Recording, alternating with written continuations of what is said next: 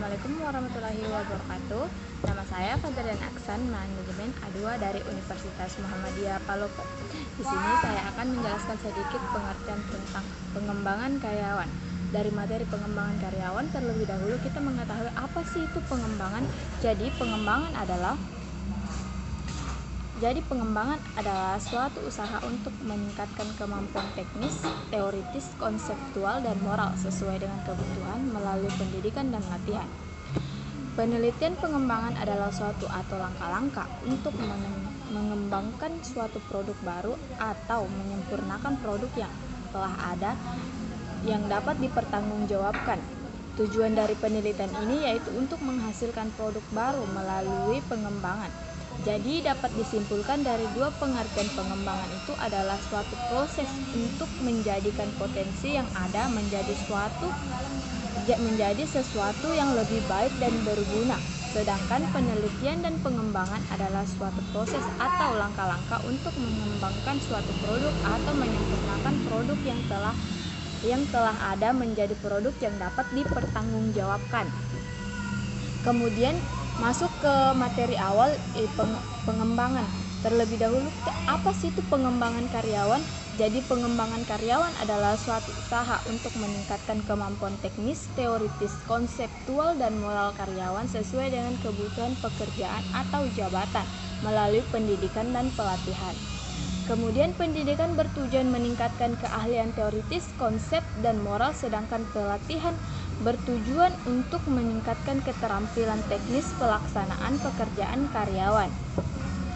Adapun tujuan dari pengembangan karyawan itu diantaranya yang pertama yaitu produktivitas kerja, bagaimana karyawan itu menghasilkan produktivitas kerja yang baik. Kemudian efisien, yang bagaimana karyawan itu menghasilkan kinerja yang efisien atau baik di mata perusahaan.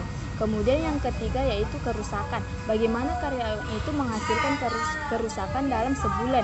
Keempat, kecelakaan, apakah karyawan itu menghasilkan banyak kecelakaan dalam perusahaan. Kelima, pelayanan, bagaimana karyawan itu dalam perusahaan menghasilkan pelayanan yang baik kepada konsumen. Keenam, yang itu moral karyawan sangat penting dalam perusahaan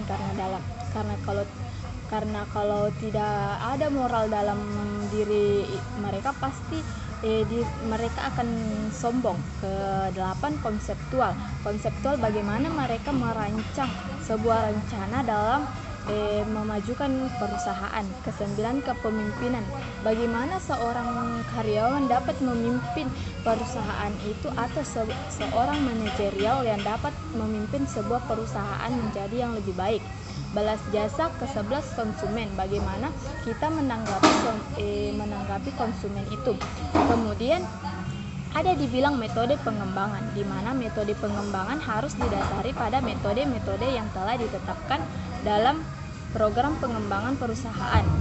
Adapun metode pengembangan itu terdiri atas metode latihan atau training yang diberikan kepada karyawan operasional dan metode pendidikan atau lecturing yang harus diberikan kepada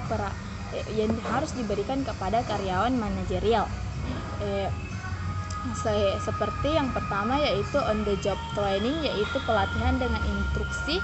Kedua, festival yakin, yaitu suatu metode latihan yang dilakukan dalam kelas ataupun workshop yang biasa diselenggarakan dalam suatu perusahaan industri untuk memperkenalkan iklan pekerjaan kepada karyawan baru dan melatih mereka mengerjakan pekerjaan tersebut.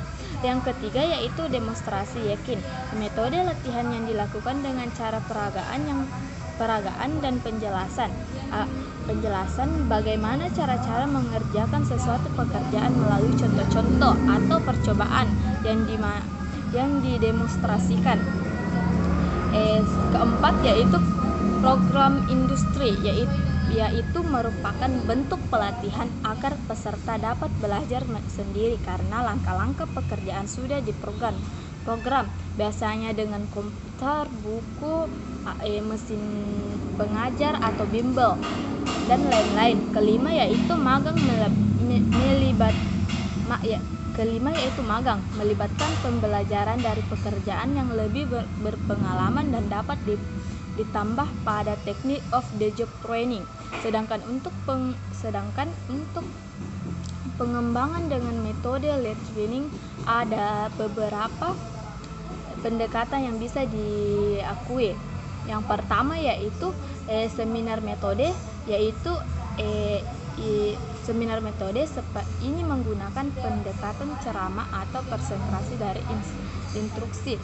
Gunanya tentu untuk meningkatkan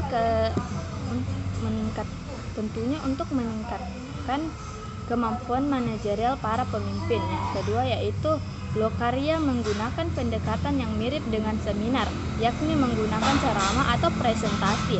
Ketiga, understudy hampir sama dengan hampir sama dengan on the job training, hanya bedanya dilakukan dengan tataran kepemimpinan, di mana calon pemimpin dipersiapkan untuk meningkatkan jabatan atasannya. Calon dipersiapkan untuk mengisi jabatannya apabila pemimpin berhenti.